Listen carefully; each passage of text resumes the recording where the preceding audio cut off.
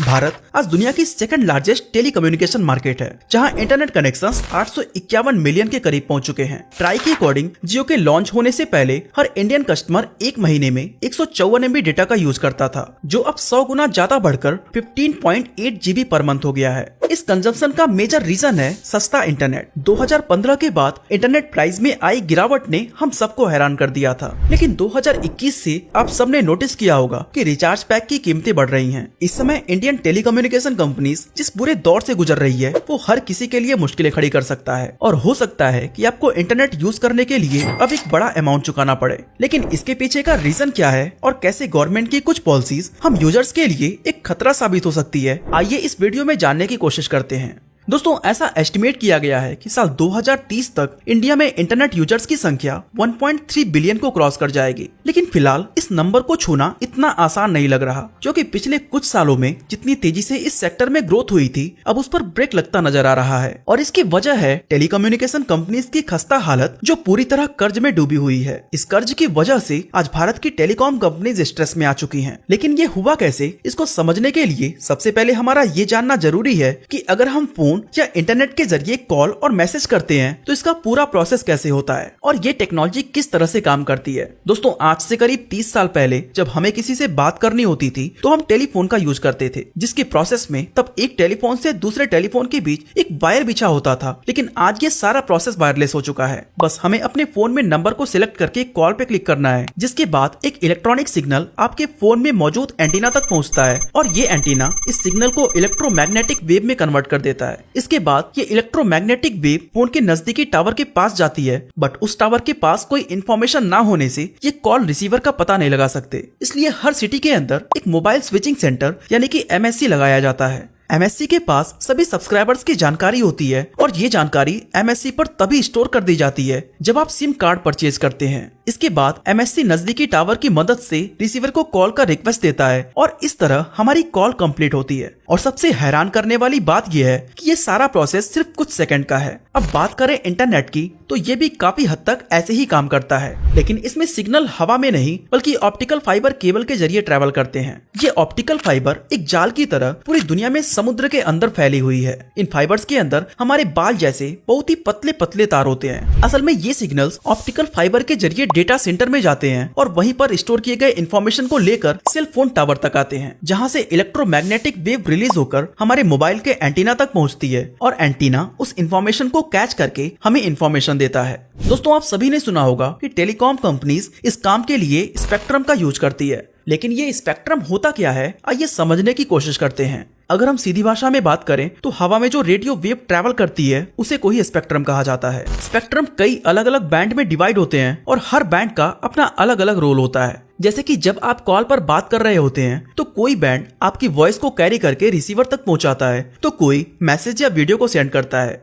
इससे वो कॉल किसी दूसरे पर्सन के साथ मर्ज नहीं होती। आई होप इससे आपको अंदाजा लग गया होगा कि टेलीकॉम कंपनीज के लिए ये स्पेक्ट्रम इतना जरूरी क्यों है। लेकिन यही स्पेक्ट्रम इन कंपनीज के बीच सबसे बड़े कलेश का रीजन भी है, क्योंकि हर कंपनी चाहती है कि उसे ज्यादा से ज्यादा स्पेक्ट्रम का हिस्सा मिले ताकि वो ज्यादा लोगों को अपनी सर्विस प्रोवाइड कर सकें। लेकिन ये एक नेचुरल रिसोर्स है जिसका पूरा कंट्रोल गवर्नमेंट के हाथ में है। अगर हम इंडिया की टेलीकॉम हिस्ट्री पर नजर डालें तो आपको जानकर हैरानी होगी कि बहुत ही कम समय में हमने एक लंबी दूरी तय की है। पीछे जाकर देखें तो हमारे पूर्वज कम्युनिकेशन के लिए तार का यूज किया करते थे, जिसे टेलीग्राफ कहा जाता है। और इस सर्विस की शुरुआत इंडिया के अंदर 1854 में हुई थी। साल 1882 के दौरान कोलकाता के अंदर फर्स्ट टेलीफोन एक्सचेंज स्टैब्लिश किया गया, जिसे तब एक बहुत बड़े रिवॉल्यूशन के तौर पर देखा गया था, क्योंकि इसकी वजह से इंफॉर्मेशन पहुंचाने का लंबा प्रोसेस अब मिनटों में कंप्लीट होने लगा था। लेकिन उस दौर में आम आदमी के लिए टेलीफोन का कनेक्शन पाना इतना आसान नहीं होता था। आज जहाँ एक घर में कई सारे स्मार्टफोन्स मौजूद हैं, वहीं उस दौर में गिने चुने लोगों के घर में ही टेलीफोन हुआ करते थे।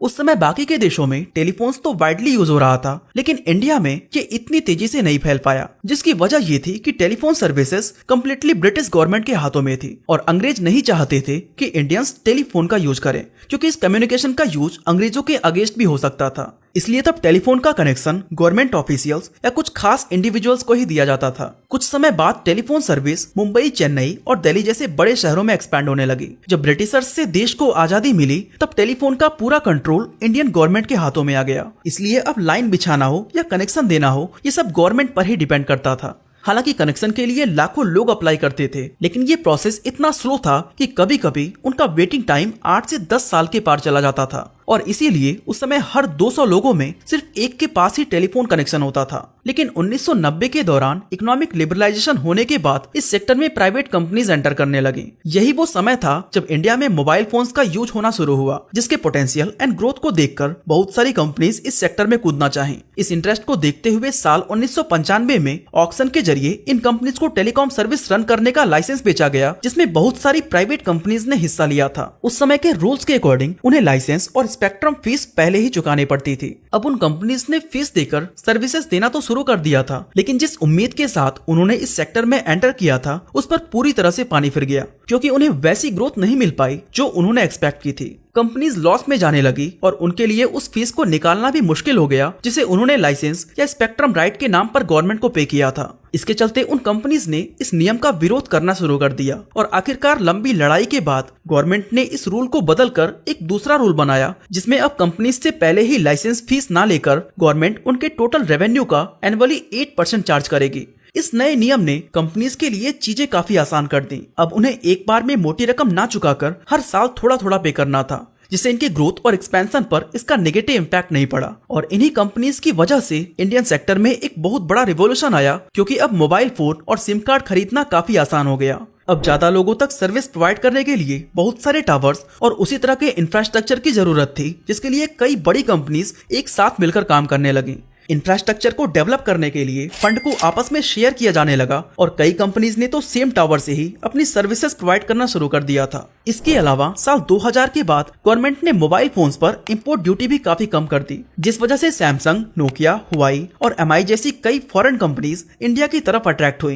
ये कंपनीज अपने बेहतरीन मार्केटिंग स्ट्रेटजी और अफोर्डेबल प्राइस की वजह से जल्द ही लोगों के बीच काफी पॉपुलर होने लगी और इनके साथ एक और चीज बढ़ी जो था मार्केट कॉम्पिटिशन। अब इस कंपटीशन में टेलीकॉम कंपनीज अपनी अपनी पोजीशन सिक्योर करने में लगी हुई थी। तभी 2010 में कुछ ऐसा हुआ कि इनमें से कई कंपनीज के लाइसेंस छीन लिए गए। जी हाँ, ये वही साल था जब 2G स्पेक्ट्रम घोटाला सामने आया। असल में उस समय के डिपार्टमेंट ऑफ टेलीकम्युनिकेशन मिनिस्टर ने स्पेक्ट्रम की नीलामी की बजाय पहले आओ और पहले पाओ जैसी पॉलिसी पर लाइसेंस दे दिया, वो भी बहुत ही ज्यादा कम कीमत पर, जिस वजह से सरकारी खजाने को लगभग 1,76,000 करोड़ रुपए का नुकसान हुआ था। इस घोटाले के चलते 122 टेलीकॉम कंपनीज का लाइसेंस कैंसिल कर दिया गया और रिलायंस सहित कई कंपनीज पर मुकदमा चला। इस स्कैम के होने के बाद वीडियोकॉम, एयरटेल, वोडाफोन, आइडिया और वर्जिन मोबाइल जैसी बड़ी कंपनीज अब मार्केट को रूल कर रही थी। लेकिन इनकी ये बादशाहत लंबे समय तक कायम नहीं रह सकी, क्योंकि साल 2016 में जियो ने मार्केट में एंट्री ले ली और इसके आते ही टेलीकॉम सेक्टर की परिभाषा पूरी तरह से बदल गई।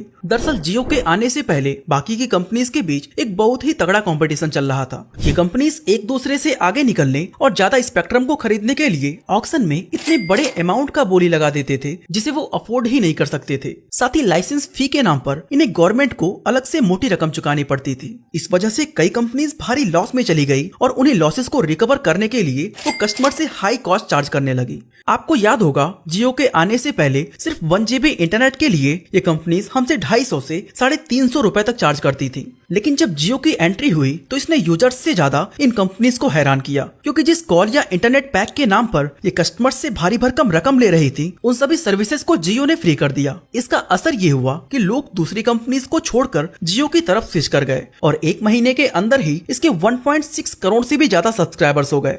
इसके बाद इसने अपने फ्री सर्विसेज को बंद करके रिचार्ज प्लान लॉन्च किया, जो मार्केट के दूसरे प्लेयर्स से कई गुना सस्ते थे। इसका इम्पैक्ट ये हुआ कि उन जगहों तक भी इंटरनेट सर्विसेज पहुंचने लगी जहां पर लोग इससे पूरी तरह अनजान थे।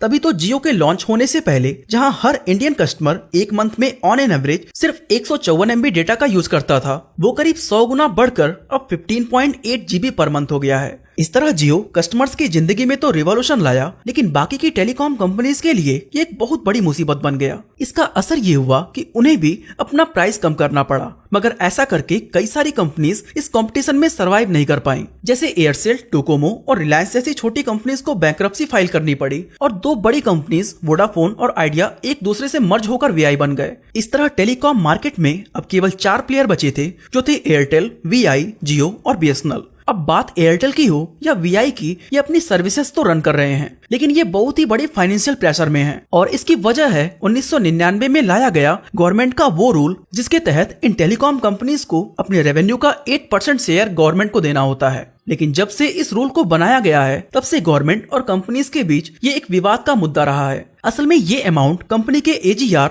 यानी एडजस्टेड ग्रॉस रेवेन्यू के बेस पर लिया जाता है, जिसमें टेलीकॉम सर्विसेज और नॉन टेलीकॉम सर्विसेज दोनों का रेवेन्यू शामिल होता है। अब टेलीकॉम सर्विसेज में वॉइस, इंटरनेट, डेटा, वायरलेस और ब्रॉडबैंड जैसी चीजें आती हैं। वहीं नॉन टेलीकॉम सर्विसेज में इंटरेस्ट, प्रॉपर्टी, सेल और रेंट शामिल है। इन कंपनीज का कहना है कि वो सिर्फ टेलीकॉम सर्विसेज से जनरेट होने वाली अर्निंग्स पर ही 8% लाइसेंस फी पे करेंगे और अभी तक इन्होंने पिछले 14 सालों से इसी के अकॉर्डिंग ही फी को पे किया है। इस चीज को लेकर काफी विवाद चला, जिसके बाद कोर्ट ने फैसला किया कि कंपनीज सिर्फ टेलीकॉम सर्विसेज के अकॉर्डिंग ही फी को पे करेंगी। लेकिन इससे गवर्नमेंट खुश नहीं थी और उसने हाई कोर्ट का दरवाजा खटखटाया।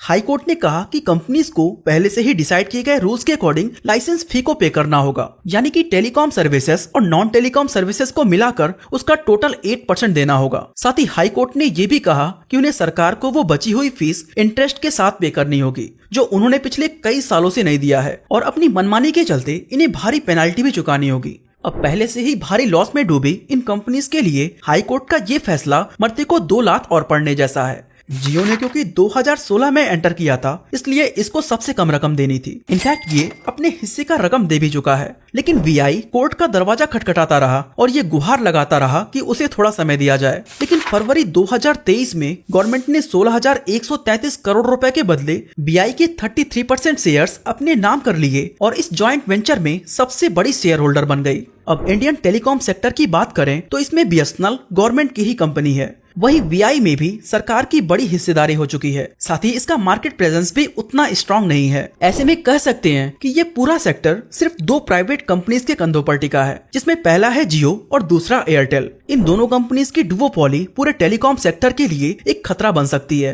क्योंकि धीरे धीरे कंपटीशन खत्म होता जा रहा है और पूरी बागडोर इन्हीं दोनों कंपनीज के हाथों में आ गई है। फिलहाल अगर हम लाइसेंस फी, स्पेक्ट्रम या टैक्सेस की बात करें तो इन कंपनीज को अपना 58% रेवेन्यू गवर्नमेंट को देना पड़ता है, यानी हर 100 रुपए की अर्निंग पर इनके पास 48 रुपए ही बचते हैं, जिसमें ऑपरेशनल कॉस्ट और इस तरह के कई सारे खर्चे इंक्लूडेड हैं। इस सब के चलते कंपनीज के पास प्रॉफिट के नाम पर कुछ खास नहीं बच पाता। लेकिन जब इस सेक्टर में यही 2 कंपनीज होंगी तो ये अपनी मर्जी से जितनी चाहे रिचार्ज के प्राइस को बढ़ा सकती है, जो कंज्यूमर्स के लिए आने वाले फ्यूचर में बहुत ही बड़ी प्रॉब्लम क्रिएट कर सकता है। ऐसे में गवर्नमेंट को चाहिए कि वो अपनी पॉलिसीज और अपने रूल्स में बदलाव करके टैक्स की वसूली को कम करे, ताकि इस सेक्टर में नए प्लेयर्स एंटर कर सकें और कंपनीज के बीच एक हेल्थी कंपटीशन बना रहे, क्योंकि 1 या 2 कंपनीज की मोनोपोली किसी भी सेक्टर में अच्छी नहीं होती। वैसे दोस्तों, आपका इस बारे में क्या राय है, हमें कमेंट करके जरूर बताएं। बाकी इसी तरह अगर आप जानना चाहते हैं कि एप्पल कंपनी कैसे दुनिया को बेवकूफ बना रही है तो आई बटन पे क्लिक करके वीडियो को देख सकते हैं।